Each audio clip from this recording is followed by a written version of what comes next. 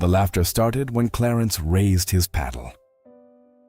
Not the kind of laughter that was meant to be cruel, the kind that came from the collective assessment of a room full of people who had looked at the same object and arrived at the same conclusion, which was that the fire-warped Mosler safe sitting on a pallet in the back of the Hardeman County auction barn was worth approximately what it would cost to haul it to the scrapyard, and that the old man in the second row who had just bid $90 on it had either not looked at it carefully or had looked at it and made a decision that the rest of the room could not follow.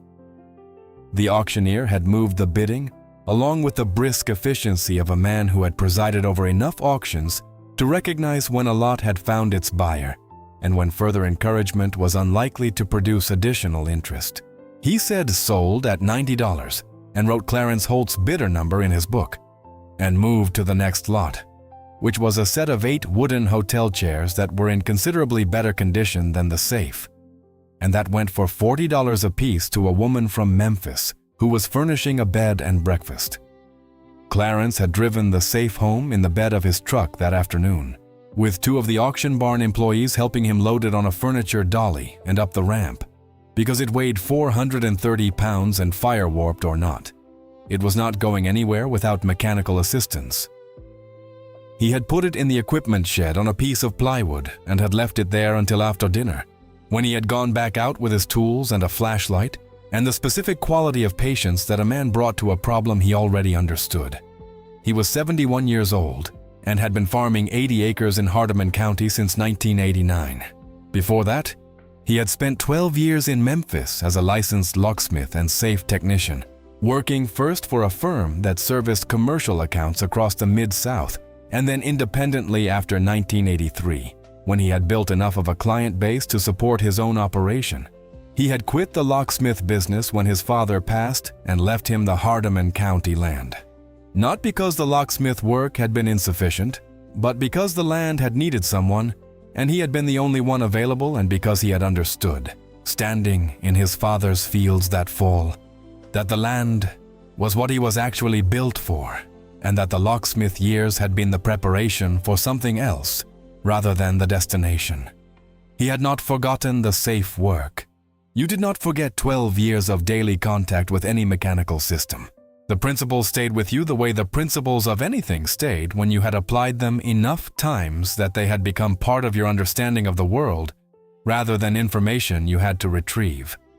The Mosler safe at the auction had been from the Waverly Hotel in Bolivar, which had burned in the spring of the previous year in a fire that had started in the kitchen in the early morning hours and that had destroyed the upper floors and most of the interior before the Bolivar Fire Department had contained it.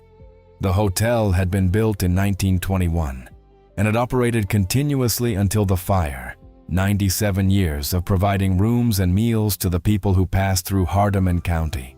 And the auction of the salvage contents had drawn a decent crowd because old hotels accumulated old things, and old things were what the antique dealers and the pickers and the collectors came to auctions for. The safe had been in the hotel's basement office. The fire damage on it was real. The exterior warped by heat in the way that heavy steel warped when it was exposed to sustained high temperature. The paint burned away, and the steel itself distorted in places where the heat had been most intense. The room where it had sat was directly below the kitchen, which was where the fire had originated and where the temperature had been highest. Most of the people at the auction who had looked at the safe had done the logical thing, which was to look at the exterior distortion and conclude that the interior mechanism would be equally damaged, and that a safe with a damaged interior mechanism was not a safe, but 430 pounds of fire-damaged steel. Clarence had looked at the safe differently because he had looked at it with 12 years of Mosler knowledge behind his eyes. Mosler's safe design in the 1920s and 1930s used a specific configuration that was different from later designs in one relevant way, which was that the locking mechanism was on the hinge side of the door rather than the bolt side, which was the standard approach in safes of that era, but which had an implication for fire damage that most people who were not safe technicians would not immediately consider. The hinge side of this particular safe had been against the north wall of the basement office, away from the kitchen above and away from the primary heat zone of the fire. The bolt side, where the dial and the handle were, faced the room and had taken more direct heat exposure, which explained why the dial was melted and the handle was distorted, and why the exterior of the door on that side was more severely warped than the rest of the safe. The distortion of the dial and the handle did not mean the locking mechanism was destroyed. The locking mechanism, being on the hinge side, had been in the relatively protected zone.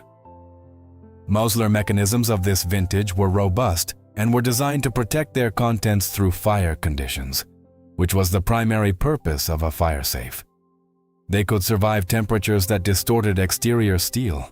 Clarence had known this when he raised his paddle at $90.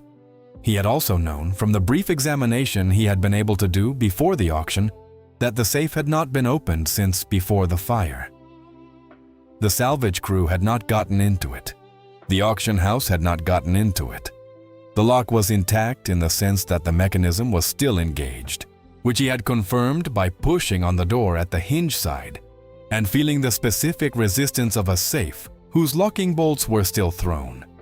A safe with a destroyed mechanism did not have that resistance. The bolts would be loose or disengaged. This one was not.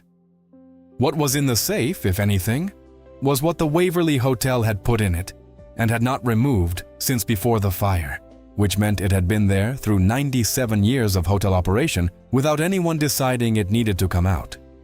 This was either because there was nothing in it, which was possible, or because there was something in it that the hotel had determined was best left where it was, which was also possible. $90 had been his price for finding out which. The cracking took 4 hours. He had the tools he needed because he had never entirely gotten rid of the locksmith equipment, keeping a basic kit in the shop the same way he kept the precision instruments on the shelf in the equipment shed. Not because he expected to need them regularly, but because they were the tools of a skill he had not stopped having, and because he had never been able to fully explain to himself why a skill worth having for 12 years became a skill not worth keeping. The kit included the listening equipment, the stethoscope-style device with amplified contact points that allowed you to hear the internal clicks of the wheel pack when you turned the dial, and the punch set for the dial face if listening was not sufficient, and the wedge set for managing a distorted door face if the bolts cleared, but the door would not swing because of the warping. The dial was gone, melted by the fire. This meant the standard method of working the combination was not available. But the combination had not been the issue. The issue was the mechanism behind the dial, which he had assessed as surviving the fire based on the hinge side argument. And reaching that mechanism without the dial required going through the face of the door to the wheel pack directly. He had done this twice in his Memphis years, on safes that had lost their dials through means other than fire. The technique was specific and required care, because the wheel pack was what you were trying to work, not destroy, and the tools went into the face in a position that required knowing where the wheel pack sat in the door, which was a dimension you had to know for the specific model and vintage rather than estimating. He knew the Mosler 1920s vintage dimensions. He had them in a notebook that was in the box with the locksmith kit. The reference notebook he had kept through his Memphis years that contained the specifications for every make and model he had worked on regularly enough to write down. Mosler 1921 to 1935 was in the notebook on page 43, with the wheel pack position and the cam dimensions and the fence depth drawn in the precise technical style of someone who had written these specifications for use rather than for presentation. He had set the punch at the wheel pack center on page 43 and had gone through the face and had reached the wheel pack and had worked the fence off the gates across 2 hours of careful dial work by feel, which was what safe work was, the specific application of learned knowledge to a mechanism that could not be seen, only heard and felt. When the fence cleared the last gate, he had been able to retract the bolts. The door had not swung. The warping on the bolt side had distorted the fit between the door and the frame enough that the door was binding even with the bolts retracted. He had used the wedge set at 2 points on the top edge of the door, where the distortion was creating the primary bind, and had worked the door open in increments across the better part of an hour. The interior of the safe was intact and dry. The insulation of a fire safe had done its job. On the bottom shelf, there was a cash drawer containing what had been the Waverly Hotel's float at the time the safe was last closed, which appeared from the denomination of the bills to have been sometime in the early 1960s, based on the series dates on the paper currency. The bills were legal tender and were in the denomination mix that a hotel front desk would have kept for change, 5s and 1s, and some 10s. Total in the cash drawer was $640, which was the float amount. On the upper shelf, there was a leather document pouch that was sealed with a strap and buckle. He opened it carefully. Inside the pouch were 3 items. The first was a cloth envelope containing 12 gold coins, Walking Liberty half dollars from the 1930s, which were not gold coins but were silver coins whose common name came from their design, and which were worth, at current silver melt value and collector premium for coins, in the condition these were in, considerably more than their face value of $6 total. The second was a folded document that turned out, when he unfolded it and read it in the flashlight, to be the original 1921 deed for the Waverly Hotel property, signed by the original owners and witnessed and notarized. The legal instrument that had established the hotel's ownership at its founding. The third was a letter, 4 pages handwritten on Waverly Hotel stationery, dated September 1943, addressed to a name Clarence did not recognize, unsigned, in a handwriting that was clear and educated and that described, in the specific language of 1943, a situation that he read carefully twice before folding the letter and returning it to the pouch. He sat in the equipment shed at 1 in the morning with the contents of the safe on the workbench and thought about what he had. The cash was clear. The coins were clear. Collector silver in excellent condition. The deed was the more interesting question, because a deed to a property that had been in continuous operation for 97 years would have been superseded by subsequent conveyances and was probably of historical rather than legal significance. The letter was the most interesting thing. 4 pages describing in detail the circumstances under which a substantial sum of money had been deposited in the Waverly Hotel safe in the summer of 1943 by a person who the letter described as acting on behalf of a transaction that was not to be formally documented at the time, and that was to be retrieved by the named addressee at a specific future date. The sum mentioned in the letter was $4,000. In the specific denominations of 1943 Federal Reserve notes. The $4,000 in 1943 currency was not in the safe, which meant either the letter had been placed in the safe as a record of a transaction that had subsequently been completed, or the transaction had never been completed and the $4,000 had been removed at some other point, or the currency had degraded over the decades to the point where it was no longer recognizable as currency, which was possible if it had been exposed to moisture at some point. He checked the interior of the safe again with a flashlight and found no evidence of currency residue and no moisture damage to the interior surfaces. He concluded that the deposit had been completed at some point and that the letter had been left in the safe as a record. The specific details of the transaction described in the letter were not his business to speculate about further.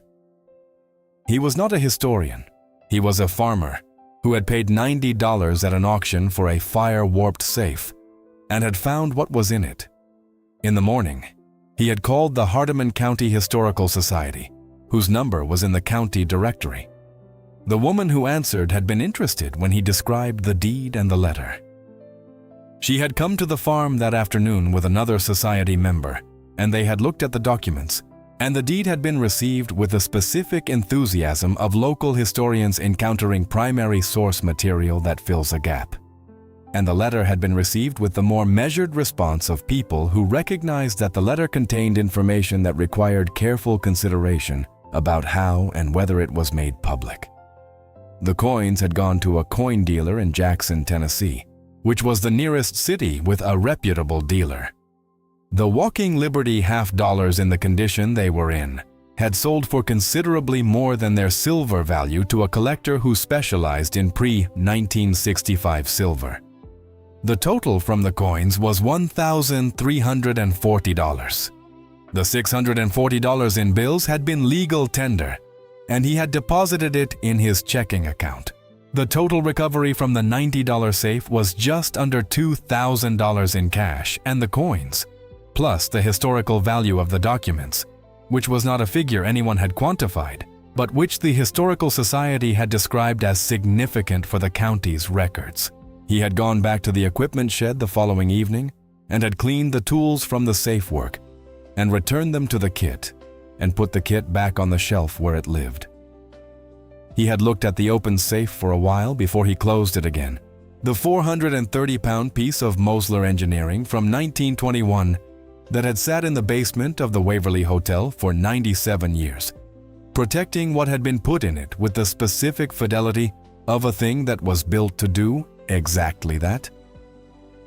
The auction room had laughed at $90. $90 had bought the knowledge of what was inside and the skill to get to it, which were two different things from $90 spent on an object.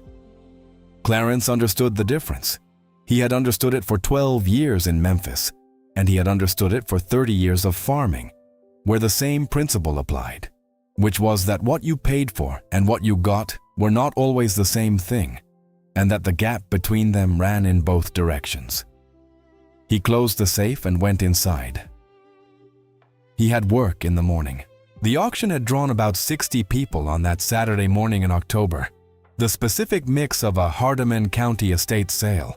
The local regulars, the Memphis antique dealers, and the regional pickers who could assess a room of objects in 20 minutes and identify the three things worth bidding on. The Waverly Hotel inventory had been substantial, 97 years of operation, producing furniture and fixtures, and the specific category of objects too old to use and too specific to discard. The dealers were most interested in the 1920s dining room furniture, which had not been reached by the fire, and which went for prices that surprised no one who knew what good hotel furniture from that era was worth. The safe had been listed as Lot 47, Mosler floor safe circa 1920s, fire damaged, as is no warranty.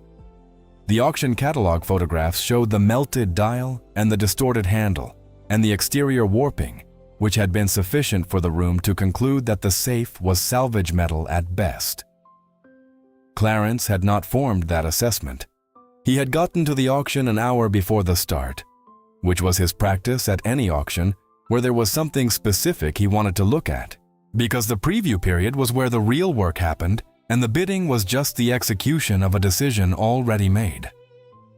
He had gone directly to the safe and had spent 20 minutes with it, which was longer than anyone else spent, and which had attracted a brief comment from one of the Memphis dealers, a man in his 50s who ran an antique furniture store and who asked Clarence what he was looking at in a fire-damaged safe that took 20 minutes to assess. Clarence had said he was just looking. The dealer had said there was nothing in it worth having and had moved on to the dining room chairs, which was where his interest actually was. Clarence had been checking the hinge side, the side that had been against the wall. He had run his hand along the door edge at the hinge and had felt the specific temperature differential in the metal that told him the hinge side had not been exposed to the same sustained heat as the door face. He had pressed against the door at the hinge and had felt the bolt resistance, which told him the mechanism was still engaged rather than collapsed. He had looked at the seam between the door and the frame and had noted the quality of the seal, which was intact and showed the specific compression pattern of a door that had remained closed throughout the fire event. 20 minutes of looking, and he had known what he needed to know. He had known the $90 was the right number because 50 was what the auctioneer would open at, and he did not expect competition above 60 from anyone in that room. He had gone to 90 because he did not want to risk losing it to a scrap dealer who showed up at the end of a slow bidding sequence and decided that anything above 50 was not worth pursuing, and because $90 for the opportunity to find out what was inside a sealed Mosler safe from the 1920s was not a price that required elaborate justification. The laughter when he raised his paddle had been the laughter of 60 people looking at the same fact, which was a fire-damaged safe that appeared to be worth less than the cost of hauling it away, and watching someone pay $90 for it. The laughter was not hostile. It was the mild communal amusement of a room that believed it was watching someone make a minor but avoidable mistake. The kind of laughter that said, "We see what you're doing and we don't see why, but it's your money." Clarence collected his receipt and arranged the loading and drove home and ate dinner and went back out to the equipment shed with the good flashlight and the kit at 8 in the evening. The reference notebook had been exactly where he expected it to be, in the box with the kit, on the 3rd page of the M section. He had verified the wheel pack position and the cam dimensions for the Mosler 1921-1935 range, and had made his marks on the door face with a grease pencil in the positions that the notebook specified, the positions that would allow the punch to reach the wheel pack without damaging the mechanism itself. The going in had been clean. He had been careful with the punch depth and had found the wheel pack where the notebook said it would be, and had begun the fence work, which was the slow part, the part that required the listening and the patience and the specific calm of a man who was not in a hurry, because hurry in safe work produced mistakes that were irreversible. Each gate on each wheel had its own feel. The specific drop of the fence when it cleared the gate that you learned to distinguish from the lesser clicks of the wheel surface that were not gates. He had worked 3 wheels across the first 2 hours, each one requiring the systematic rotation through the full dial range to locate the gate position, each one rewarding the patience with a drop that was unmistakable when it came. The 4th wheel had taken longer because the fire damage on the door face, though not in the mechanism itself, had produced enough distortion in the door structure to create a slight binding in the wheel shaft that made the rotation uneven and the feedback more difficult to read. He had adjusted his grip on the improvised dial substitute he was using, a piece of steel rod inserted in the wheel pack access hole, and had gone through the range more slowly, and the 4th gate had dropped at 1:15 in the morning. He had retracted the bolts and had started on the door. This door had not opened correctly because of the warping, but it had opened, which was sufficient. The Historical Society sent a letter thanking him for the referral and describing the deed as a significant addition to their records. The letter about the 1943 transaction they handled with discretion, sharing it with the descendants of the families named before deciding on its archival disposition. Clarence said that seemed like the right approach. He went back to the farm work. The morning had what it always had,